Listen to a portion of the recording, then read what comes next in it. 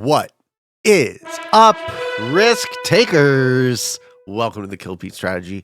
I am Pete. I'm a top player in Risk Global Domination. I have a daily release on YouTube. I do weekday streams on Twitch, and I do anything and everything I feel like creating on my second channel, Free Pete. If you are interested in getting better at the game of Risk, I invite you to subscribe to my channel and come along the ride with me. Looks like we're playing a 4-player game.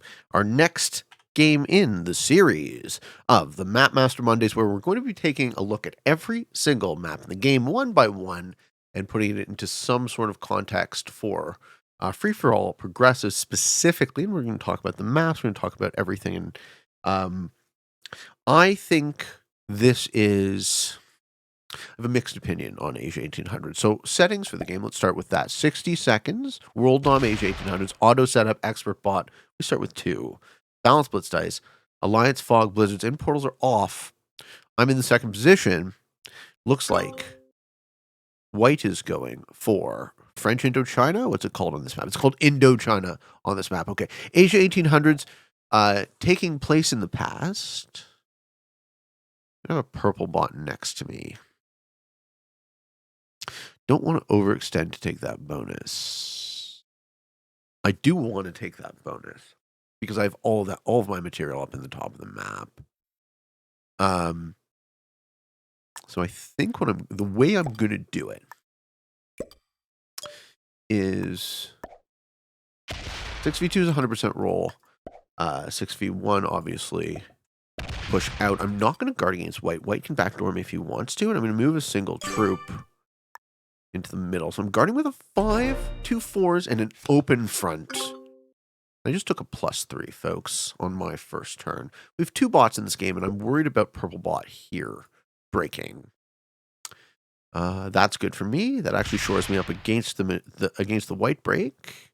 Looks like Magenta wants to be next. Magenta bot wants to be next to me in Tibet. Okay, this could be all right unless Blue gets the bright idea to go bad neighbor, which I don't think we will, because I think these days we see a lot more good neighbor than bad neighbor. Take a quick look at the players. In the first position, we have Sokrat from Turkey playing as white. I'm in position 2 playing as red. It's my anything goes account. I actually should have fortified the 2 over. That was a misplay. Should have moved the 2 here. What I should have done. It would still be a 4, but then there would be a 5 in the middle. Does it go up? It goes down. Perfect. That's what I wanted to see. In position 3 and position 4, we have a magenta and a purple. Expert AI in position 5. We have Arlie Dogan from an unspecified location playing as yellow. And in the final position, we have Wojtek from Poland playing as blue. If our Polish friend decides to stick his pole right up my butt here, then he breaks what is a +3. And let's show you the bonuses on Asia 1800s. You have Mongolia in the top with a 5 for 3. You have Tibet, Heavens to Betsy, a 4 for 3 in the middle. You have 3 for 2s, Korea, Japan, and Afghanistan. You have India's worth 5, Indochina worth 4, Southeast Asia, which is Indonesia, Philippines, Malaysia, and is worth +6, and China is worth +7, if you can hold it. So, looks like yellow is going whole hog on that +6, and they're really overextending to do it. The 5, however, they have all their material in single position. The 5, however, does connect in. So if they do win the 2v1, which I don't think we see, and he won't have time for the fortify. Cool. So that's quite a yeah, and he doesn't have time for the fortify. It's quite a tell. We've learned he does have time for the fortify. Okay. That was kind of glitchy. We've learned a lot about yellow. Yellow's happy to overextend to take a bonus in progressive. Something I don't normally recommend, but it looks like everyone has bonuses. If you were blue, you don't let a bot hold a bonus on your border. I think that was an error. And I'll also be in a single position, but I'll be able to hold my bonus from turn 1. I don't think we see White go bad neighbor. I think we see White, unfortunately, find himself in the middle of the board between myself and yellow. So White will probably get eaten at some point. Things to consider about Asia 1800s. So it kind of has corners. The 3 for 2s are the bonuses that are most likely to be gunned after early. We're seeing a very good neighbor version of this game so far. in terms of players really taking their position as opposed to one troop there. Players really taking their position as opposed to focusing on maintaining multiple. It's I think it's slightly larger than classic. Let me actually check. So we have shitty with math. Bust out the handy dandy calculator. You know, when I was growing up, the teachers always said to me, "It's not like you're going to walk around with a calculator in your pocket. You're going to have to learn how to do arithmetic." And you know what, folks? We all walk around with a calculator in our pockets, don't we? So 8 plus 9. Sorry, I have to do 8 plus 8 plus 8 plus 10 plus 9 plus 5. 48 territories on 1800. Watch me have done that math wrong. I actually think it's different than that, but I'm not going to focus on that at the moment. So if it's slightly larger than Classic, but it's not quite as large as Central America, Asia 1800s is the map that comes with Central America in the premium pack. So we're going to go through those all in order, because once you kind of get out of the doldrums of Classic, these were the first two maps I played a ton, Asia 1800s and Central America. I prefer Central America because of the way the bonuses are. But given the switch in the meta towards much more good neighbor style play, it's very possible we see, if this game is typical, I can win games like this. Okay, so yellow's going to put on his 6 and cut up and then guard where. Or if he's good, he puts troops here and lines up to break Sumatra next turn. Yellow's in a tough spot. Did he quit already? You loser. You get broken once and you quit before you even hold the bonus. That's why you don't, like, if you gun for a bonus and you don't get it, it just quits the game. Well, now we have 3 bots. So I'm going to play against white and blue. Blue's in 3 positions. White's in 3 positions. We do see yellow bot out like a loser. Okay. Blue holds their bonus. They have 1, 2, and 3 positions on the right-hand side of the map. They have no occupation on the left-hand side. Surprised also that blue didn't get broken by purple. I definitely know better, and I'm not going to remain good neighbor with a bot. And of course, white has a 3, which I think I will remove, and a 2 on my side of the board. I'd be much happier if white is... Whoa, we see a card skip by blue. Fortifies to guard. I don't know if that was correct. I think it might have made more... If you were blue, it might have made more sense to break purple up at the top. Okay. White breaks magenta for me. And I get fed a second bonus. I'll take that for sure. Okay. So what we do is just stack a little bit. 1, 2, 3. And these all push out too.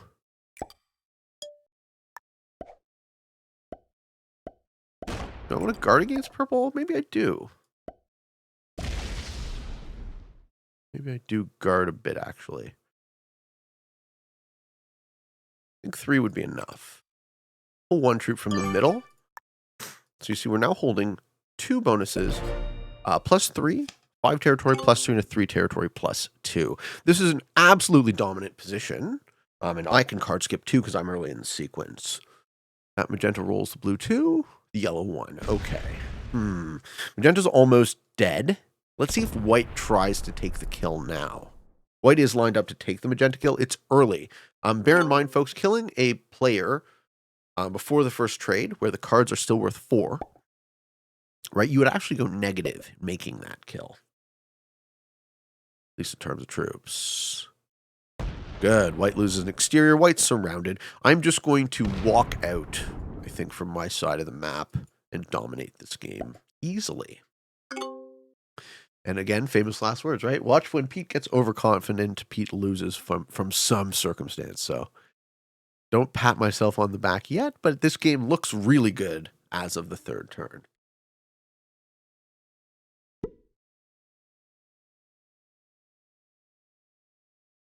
Hey, he's back. He's not back. He's a bot. Okay, bot holds a +6. Good thing it's on the other side of the map. He says, oops. Okay, so white oops is a bot, which means white doesn't know he's a bot, which tells me that white's not very good either. Okay.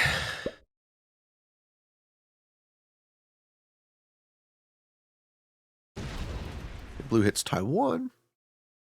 Gonna let purple have an 8 stack threatening his 11. That purple bot could set and eat your 11. You do not want a bot on your border like that. I really am in the ideal scenario based on my board position. It looks like I'm guarding. It actually looks like I'm playing a fixed game right now.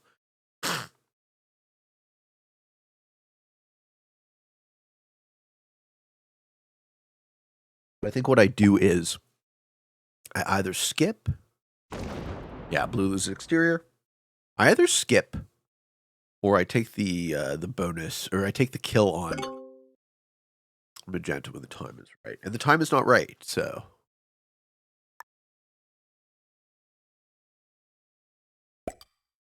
Okay, purple's probably going to want to hit India. So I think I want to hit purple twice, actually.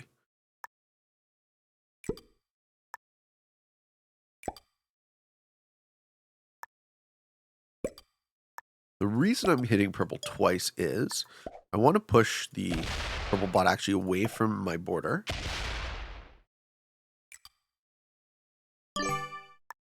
Maybe it breaks up off the 3 is still possible. Lining up the magenta kill now. I think taking magenta for 4 cards would be fine. It would force the first trade for me. But if magenta bot wants to insist on to bet, I think it might just make sense to kill them now. So it's 15 for 4, but the set is only worth 4. Okay, never mind. The set's worth 6. Purple sets. That breaks yellow. No. Okay, folks, remember, this is an important thing to consider as well. That there is no sea lane between the Andaman Islands and Sumatra. As you see, purple had to go around to break. This is bots hitting bots, which I love. Bots breaking bots. Bad neighbors. I love it. This is one of the reasons why I do enjoy playing with expert AIs, because in free-for-all progressive, because they are consistently bad neighbors. Just don't forget to highlight the point, right? There is no sea lane here. So folks, in Asia 1800s, you often see people get jammed up trying to connect the Andaman Islands into Sumatra or vice versa. Can't do that. So one of those little idiosyncrasies about the map that that's the point, part of the point of this series is to talk about. He's oopsing. He's oopsing again. You're oopsing a bot, dude. Like, what are you doing? All right, I can kill magenta 14 for 4. I think I do take that. Blue skips again? No, blue rolls 16 v9. Wow. Okay. Loses 5 troops. Does he take the rest of the bonus? He does. Okay, blue will have 2 +2s. I don't even think it's worth it for me to kill magenta, so I'm not gonna. They don't hold a bonus. Right? I could stack. I could let the sets increase. I could let these guys hit each other. Do I have a set? I do. So, yeah, I can stack. I actually don't need to take a card right now. And I'm in an extremely dominant position, right? I have 36, both of my opponents, 22 and 23 troops, respectively. Yellow is a fish. Magenta is a fish. And purple only has 1 card. So, from my seat right now, it makes absolute sense to me to skip, because I don't want to increase the value of the cards such that my opponents can sequence kills profitably. I want them to maybe go for kills and trade down, right? Have those cards be more expensive. This is a great stage of the game to be at. Holding 2 bonuses strong at the beginning of the 5th turn, because I can just guard and skip. And that's exactly what I'm going to do. Okay. Does magenta set? Yes. Takes the 6. Okay. Gonna hit some purple. Hit them purples. White will have a good line to kill purple for 2 cards. Blue won't. So blue will have to move through. So, okay. So white will trade and get the 8. No, we just saw the 8. No, the 8 hasn't been traded. Okay. Purple hits. Purple breaks yellow again. Okay. Can I kill all these bots in 1 turn? We're almost there, but we're not quite there. Okay, 9 for 2. I take 9 for 2.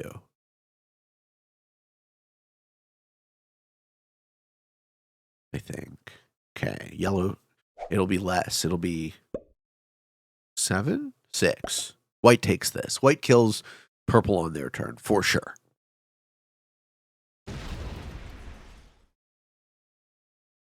Five. Purple has five troops for 2. 3. 8. Oh man, 4 troops for 2 cards.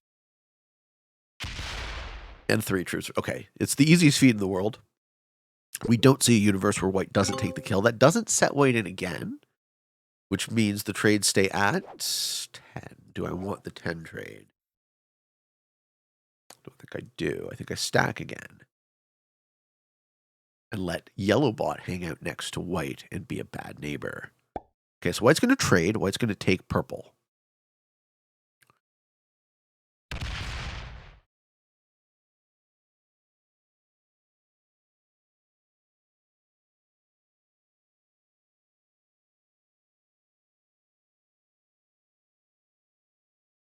I'm going to let magenta bot break Afghanistan, but I'm going to break their Tibet because I will be killing magenta next turn.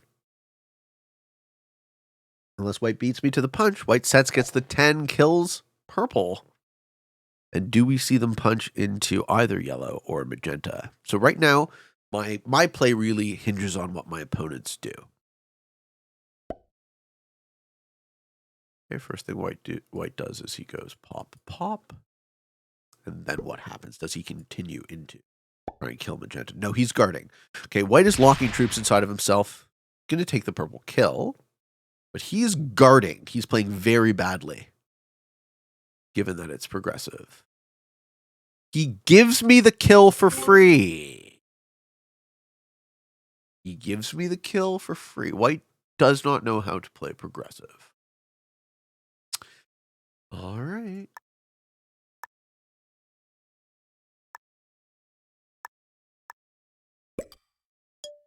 Sometimes it just works out for you, folks.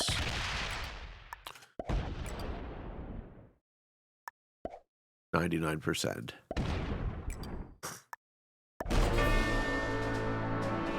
Yeah. Okay. Kill a bot. Set. Kill another bot.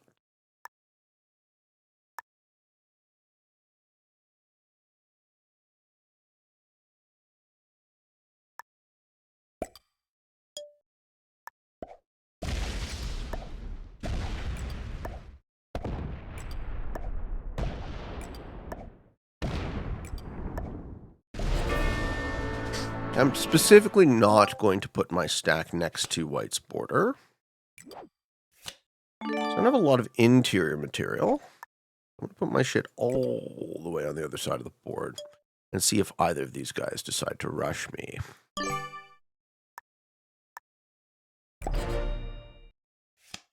$31 stack pointed at yellow, only at yellow, and I have a set on 3.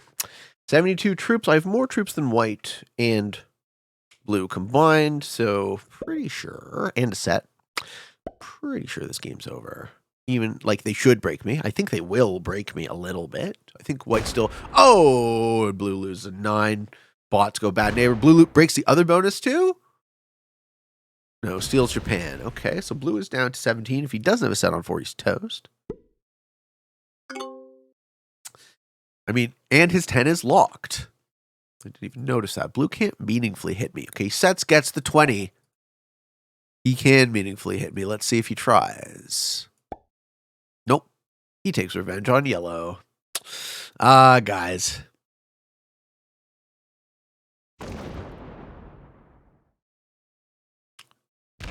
You know what, folks? I do take the easy wins as they come.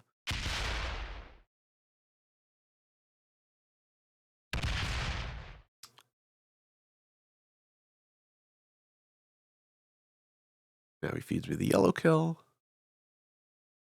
If white breaks anything, he opens my stacks. There's a nice soft border between me and white. I'll let him hold his +4 for 1 turn. He earned it. He spent his entire game getting a +4. And he locked 6 troops. So also, folks, white has locked 6 troops inside of himself in the late game. Blue has locked 10 troops inside of himself in the late game. And a 3. Don't do this. As I criticize the move, I also noticed that I have locked 13, 14, 15 troops inside of myself. So I am also partially guilty here. But looks like nobody is stopping me from steamrolling this board. And we take those. We absolutely take those. So who gets second? Oh, white breaks me? Okay. Blue gets second. Fair enough. That is a good game.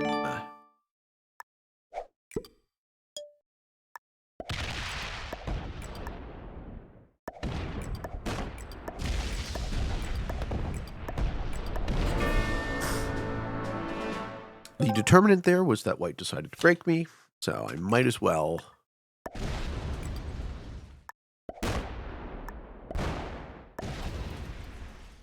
Give him a good game. GG, guys. You all die now.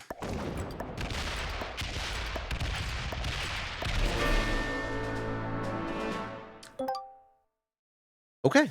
There you have it, ladies and gentlemen.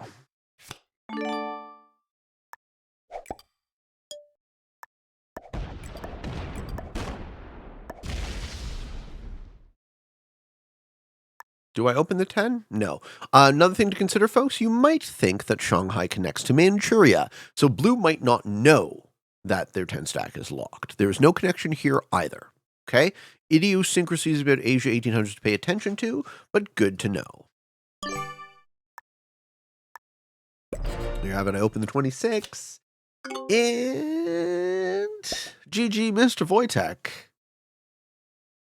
We'll catch you later.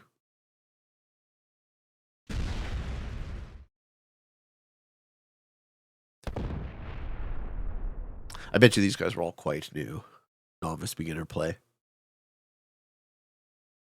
Hope you enjoyed my thoughts on the map. I think this is reasonably high tier, like high middle, but not top. I like it. I don't love it. I know some people who like progressive. I know this is one of Curls' favorite maps, he always told me. But like guys who lean a bit more aggressive than myself.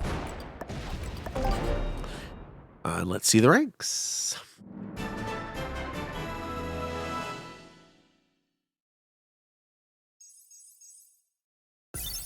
Earning 600 battle points, defeating 2 beginners and a novice. I did call that. Folks, hope you enjoyed. Hope you found some of this fun and entertaining, maybe even a little bit educational and informative if you are interested in getting better, because I am interested in getting better at the game of Risk. I invite you to subscribe to my channel. Come along the ride with me, folks. I appreciate you. I love you. Thank you. And for all of you on the path to world domination, good games and good luck.